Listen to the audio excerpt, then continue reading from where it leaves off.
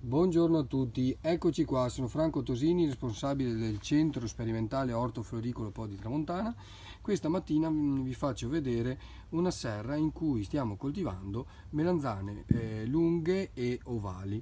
Sono due prove sperimentali varietali in cui andiamo a testare 20 cultivar di melanzana oblunga e 11 di varietà di melanzana lunga.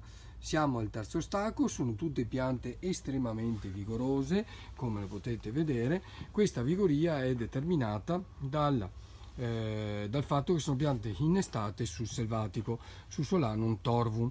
Sono tutte piante realizzate presso il vivaio del centro sperimentale Po di Tramontana. Qui andiamo a testare ovviamente la produzione, andiamo a staccare i diversi frutti commerciali, andiamo a conteggiarli, dividerli nel diverso calibro e poi valutare anche gli aspetti qualitativi del frutto stesso, quindi la lucentezza, la brillantezza della buccia, la presenza del calice, se è inerme, quindi senza le spine, o se ci sono appunto le spine, che è una caratteristica negativa.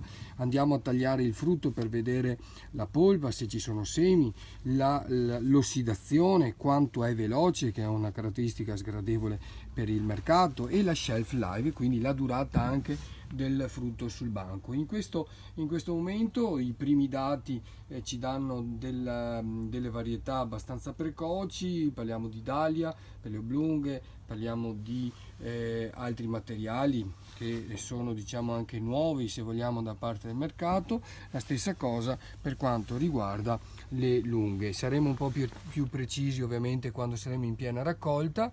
Seguiteci e vi dirò già da adesso che il 26 giugno faremo un webinar in diretta di tutte le prove sperimentali, quindi parliamo varietali e di tecnica di coltivazione, che stiamo ovviamente realizzando qui presso il centro. Stiamo coltivando, stiamo già raccogliendo un sacco di dati che poi sistemeremo e pubblicheremo nella solita pubblicazione annuale dei risultati del centro Po di Tramontana. Grazie ancora.